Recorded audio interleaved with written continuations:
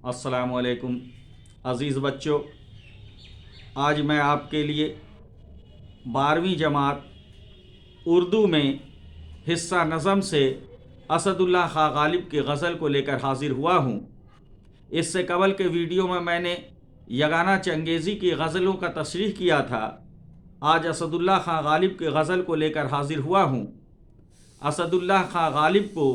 गज़ल का उस्ताद शायर तसव्वुर किया जाता है और गज़ल की दुनिया में असदुल्ला खां गालिब को जो मकबूलियत मिली वो शायद किसी और दूसरे शायर को नहीं मिल पाई। इनकी गज़लों में इश्क है, रुमानियत है, सूखी है और मुनफरद अंदाज़ है। तो मैं चूँकि आपका इम्तिहान करीब है, मैं असदुल्ला खां गालिब पर अलग से जो उनसे सवाल उनके मुतालिक पूछे जाते हैं, मिर्ज़ा गालिब की शायराना अज़मत या मिर्ज़ा गालिब के हयात व ख़िदमत पर रोशनी डालिए, तो उस सवाल में मैं उनके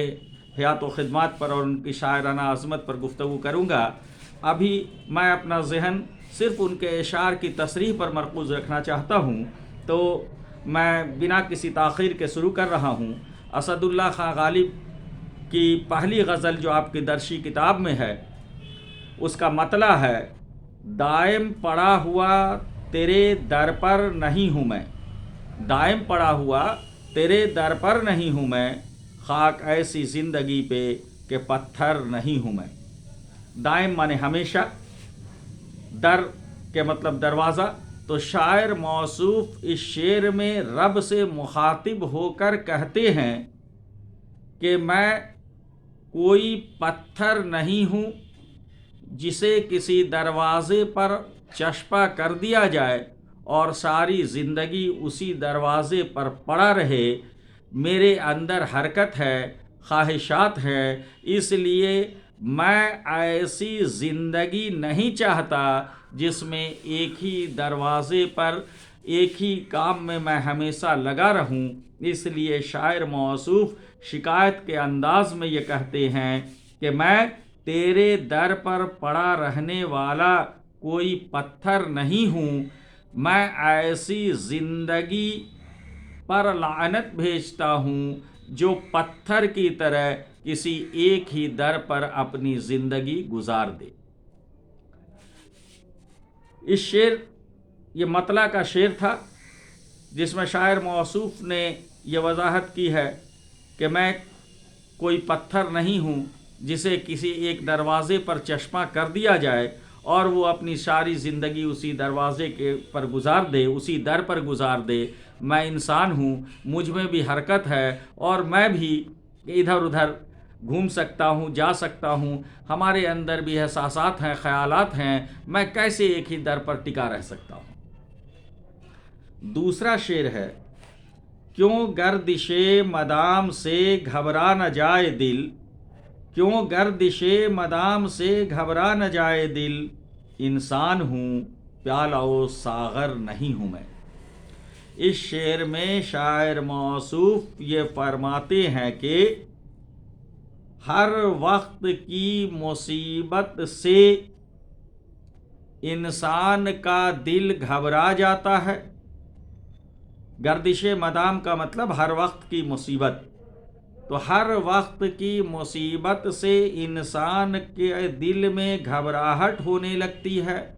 वो परेशान हो जाता है। और मैं भी हर वक्त की मुसीबत से परेशान हो चुका हूँ। ज़ाहिर है मैं इंसान हूँ और गम बर्दाश्त करने की, गम के ताब लाने की मेरी जो सलाहियत है वो महदूद है। मैं कोई सागर नहीं हूँ जिसमें जितना भी गम उड़ेल दिया जाए वो उसमें समा जाए। मेरी बिसात से बाहर है, इसलिए मैं हर वक्त के गम से परेशान हो चुका हूँ।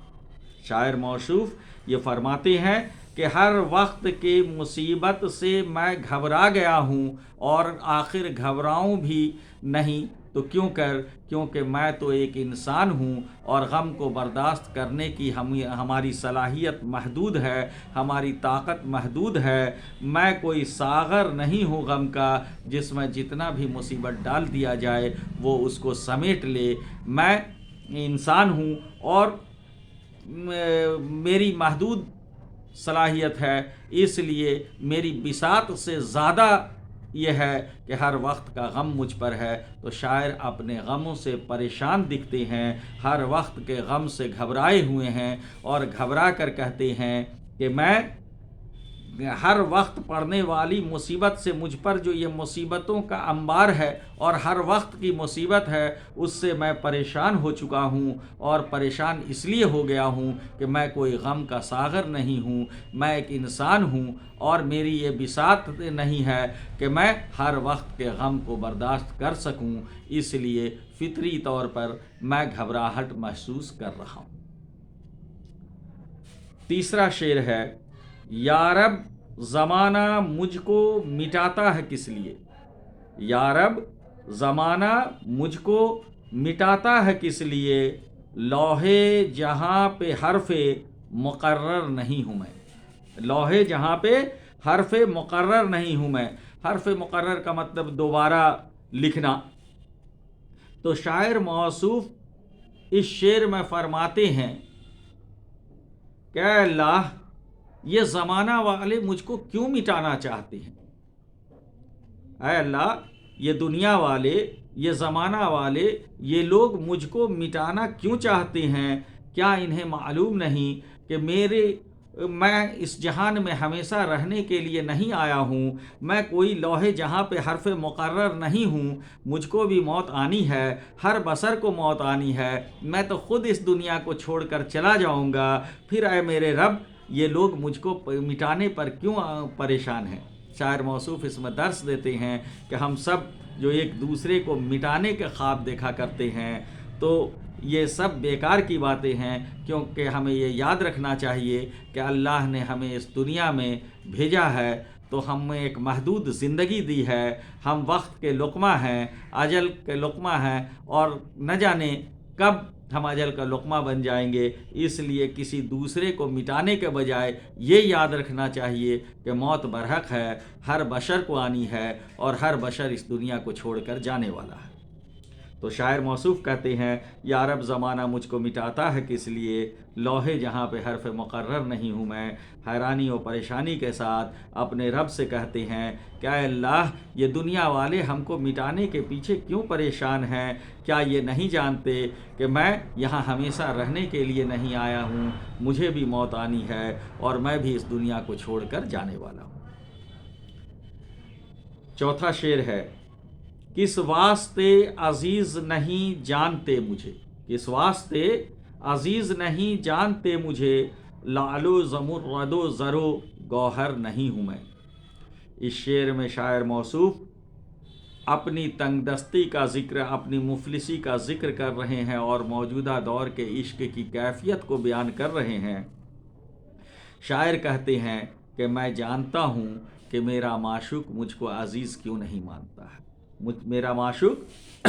مجھ کو عزیز کیوں نہیں جانتا ہے، اس لیے کہ اس معاشی دنیا میں انسان اسی سے محبت کرتا ہے جس کے پاس لعل و گوہر ہوتا ہے، جس کے پاس مال و زر ہوتا ہے، اور میں مفلس ہوں، میرے پاس بہت زیادہ مال و زر نہیں ہے، شاید یہی وجہ ہے کہ میرا معشوق مجھ کو عزیز نہیں جانتا ہے۔ اس شعر میں شاعر موصوف نے مادیت پسند دنیا پر تنقید کی ہے، اور آج کی محبت،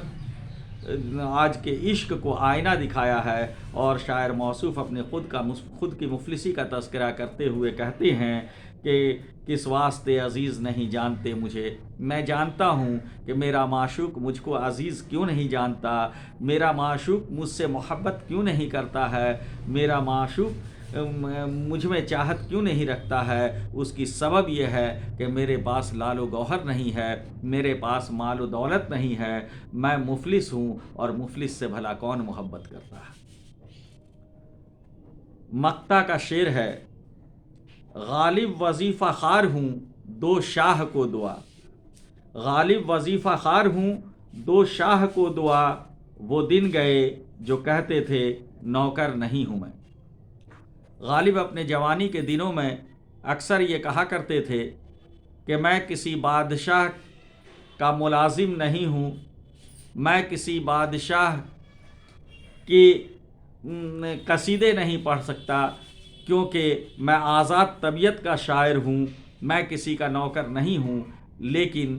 بڑھاپے کے زمانے میں غالب کو ایک ذمہ داری دے دی گئی تھی بادشاہ کے یہاں، اور ادبی ذمہ داری کو پورا کر رہے تھے، گویا وہ ملازم ہو گئے تھے بادشاہ کے دربار میں۔ تو اس لیے غالب فرماتے ہیں کہ اب تو وظیفہ سے، بادشاہ کے در سے جو وظیفہ ملتا ہے اسی سے میری زندگی کا گزارا چلتا ہے، تو میں اب کیسے کہوں کہ میں کسی کا نوکر نہیں ہوں، وہ دن لد چکے ہیں۔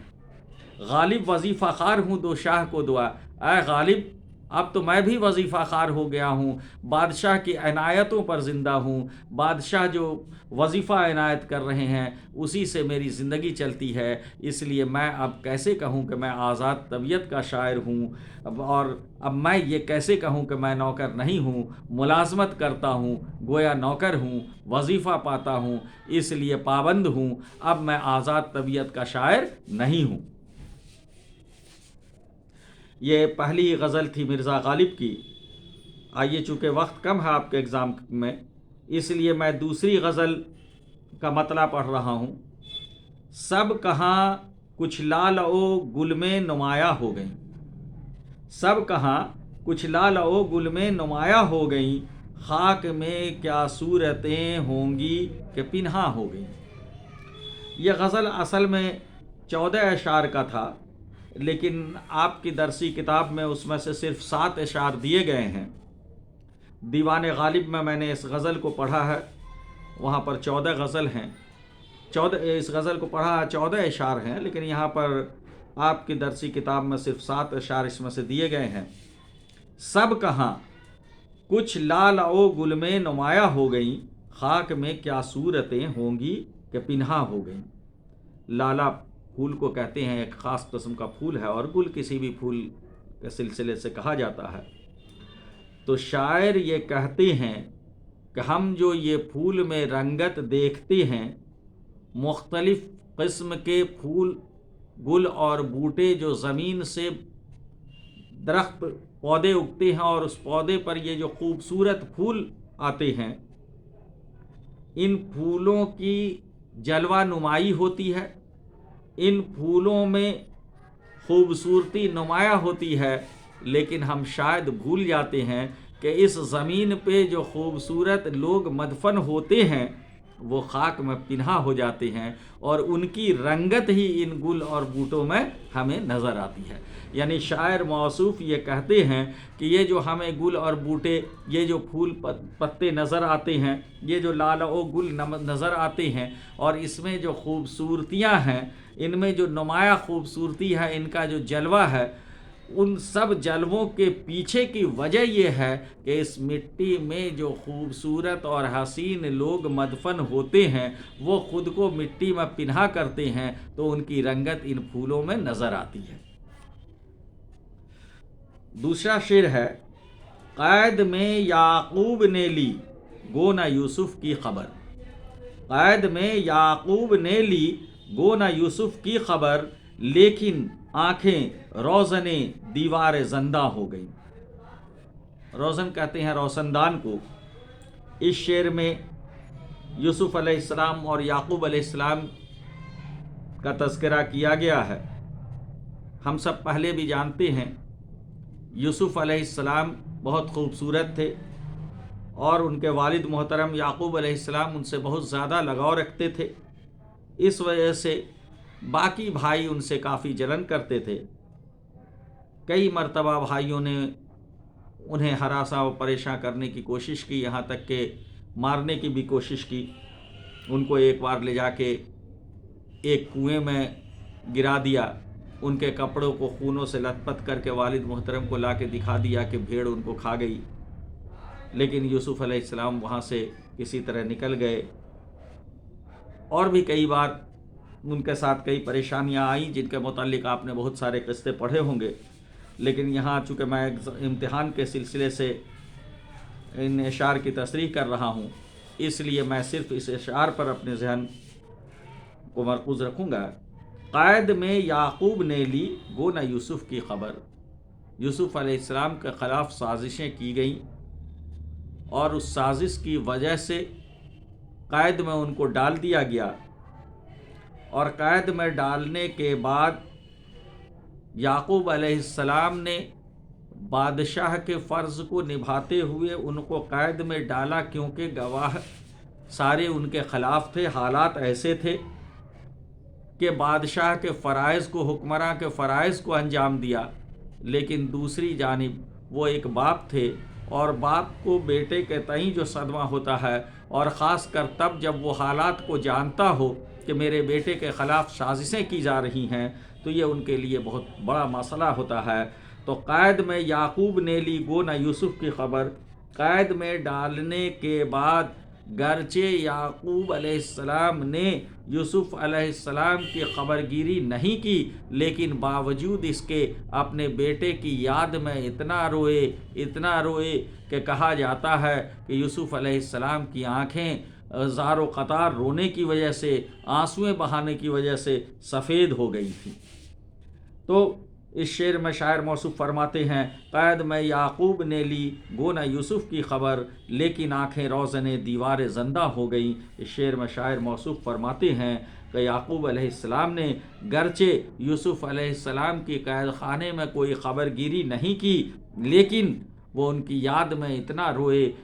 روئے کہ جو روزندان تھا وہ ان کی آنکھوں سے ایک روزندان بن گیا، اور وہ دیوار کے پس منظر کو دیکھتے تھے، ہر وقت اپنے بیٹے کی کیفیت اور حالات کو محسوس کرتے تھے اور روتے رہتے تھے۔ تو گرچہ یعقوب علیہ السلام نے قید میں یوسف علیہ السلام کی کوئی خبرگیری نہیں کی، لیکن اپنے بیٹے کی یاد میں اتنا روئے کہ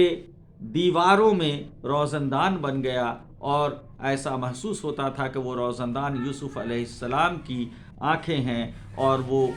اندر کے حالات سے یوسف علیہ السلام کو ہر وقت آگاہ کرتی تھی، یعنی دل کے آئینے سے وہ دیکھا کرتے تھے۔ جو اے خوں آنکھوں سے بہنے دو کہ ہے شام فراق، میں یہ سمجھوں گا کہ شم میں دو فروزاں ہو گئی۔ جو اے خوں کا مطلب ہوتا ہے خوں کی ندیاں یا نہر، اور فروزہ کے معنی ہوتا ہے روشن، اور شام فراق کے معنی جدائی، شام فراق کا مطلب جدائی کی شام۔ شاعر موصوف کہتے ہیں کہ جدائی کی شام ہے، اس لیے آنکھوں سے آنسوؤں کا سمندر اگر بہتا ہے تو بہہ جانے دو، میں یہ سمجھوں گا کہ شم میں دو فروزاں ہو گئیں، فروزہ مانے روشن، میں یہ سمجھوں گا کہ یہ دونوں آنکھیں میری جو ہیں وہ شمع کے مانند فروزہ ہو گئی ہیں، روشن ہو گئی ہیں۔ یعنی شام فراق میں، جدائی میں شاعر کو جو تکلیف ہوتی ہے، عاشق و معشوق کے مابین جب شام فراق آئے تو دونوں کی کیفیت ایسی ہو جاتی ہے، اسی کو شاعر موصوف نے عشق کی کیفیت کو بیان کرتے ہوئے کہا ہے کہ اگر جوئے خون یعنی خون کی ندی آنکھوں سے بہتی ہے تو بہہ جانے دو، کہ یہ شام فراق ہے، جدائی کی شام ہے، میں یہ سمجھ لوں گا کہ ہماری یہ دونوں آنکھیں وہ شمع فروزاں ہو گئیں، یعنی دونوں آنکھیں جو ہیں وہ شمع کی مانند روشن ہو گئی ہیں، اور اس سے میں شام فراق کے بعد بھی اپنے معشوق کو محسوس کروں گا۔ اس کا چوتھا شعر ہے جس میں شاعر موصوف نے اپنی غزل گوئی کی تعریف کی ہے۔ عموماً شاعر اپنی شاعرانہ عظمت کا تذکرہ اپنے اشعار میں بھی کیا کرتے ہیں، اور یہاں پر بھی غالب نے وہی کیا ہے، میں چمن میں کیا گیا گویا دبستہ کھل گیا، بلبلیں سن کر میری نالے غزل خواں ہو گئی۔ آہوزاری، نالہ منے آہوزاری۔ اس شعر میں شاعر موصوف یہ فرماتے ہیں کہ میں غزل کے چمن کا بادشاہ ہوں، اور میرے چمن میں جانے سے پورا دبستان، دبستان کا مطلب اسکول یا مدرسہ، غزل کا جو مدرسہ ہے، یعنی غزل سیکھنے والے جتنے لوگ ہیں وہ سب کھل جاتے ہیں۔ میں جب غزل کی کسی محفل میں، جب میں غزل کے کسی مدرسے میں جاتا ہوں تو سارا چمن کھل اٹھتا ہے، بلکہ میرے آہوزار کو، میرے نعلہ کو، یعنی میری غزل خوانی کو سن سن کر جتنی بلبلیں ہیں وہ سب غزل خواں ہو گئی ہیں۔ یعنی غالب موصوف کہتے ہیں کہ دبستان غزل میں جتنے شاعر ہیں ان سے میرا مقام الگ ہے، اور میں جب شاعری کے دبستان میں جاتا ہوں تو لوگوں کا چہرہ کھل جاتا ہے، اور جتنے لوگ شاعری سیکھنا چاہتے ہیں اور شعر و شاعری سے دلچسپی رکھتے ہیں وہ میری غزلوں کو سنتے ہیں تو وہ بھی غزل خواں ہو جاتے ہیں، ان کے اندر بھی غزل گوئی کی صفت پیدا ہو جاتی ہے۔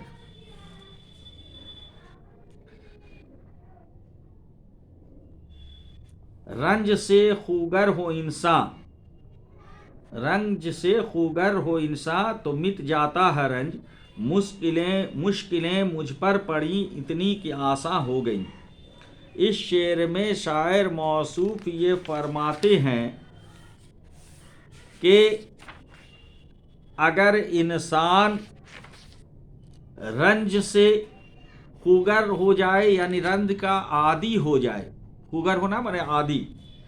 اگر انسان رنج کا عادی ہو جائے تو اس کی تمام پریشانیاں مٹ جاتی ہیں۔ مشکلیں اگر بار بار پڑتی ہیں تو انسان مشکلوں کا عادی ہو جاتا ہے، اور پھر اس کو وہ مشکل صورت بھی آسان نظر آنے لگتی ہے۔ تو شاعر موصوف کہتے ہیں کہ اگر انسان رنج و غم کا عادی ہو جائے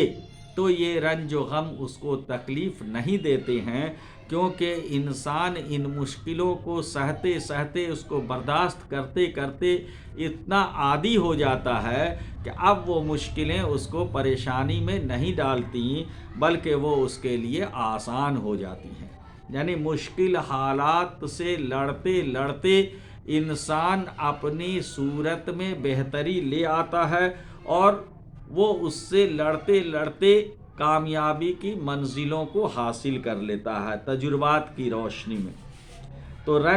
اگر انسان رنج و غم کا عادی ہو جائے تو پھر یہ تمام رنج و غم مٹ جاتے ہیں، یہ انسان کو تکلیف نہیں دیتے، کیونکہ انسان جو ہے اس کا عادی ہو جاتا ہے۔ اس کے بعد دوسرا شعر ہے، ہم موحد ہیں، موحد کا مطلب خدا کو ایک ماننے والے، ہم موحد ہیں، ہمارا قیش ہے ترک رسوم۔ قیس کا مطلب مذہبی اعتقاد، عادت، یعنی ہم موحد ہیں، ہمارا قیس ہے ترک رسوم، ملتیں جب مٹ گئیں اجزائے ایماں ہو گئیں۔ اس شعر میں شاعر موصوف کہہ رہے ہیں کہ ہم موحد ہیں، ہم واحد اللہ کو ماننے والے ہیں، اور ایک دوسرے سے رسم کو ترک کرنا، مذہبی عقیدے کو ترک کرنا ہمارے رسوم کے خلاف ہے۔ ہمارا قیس ہے ترک رسوم، یعنی ہم موحد ہیں، اور سب جتنے بھی ہم مذہبی اعتقاد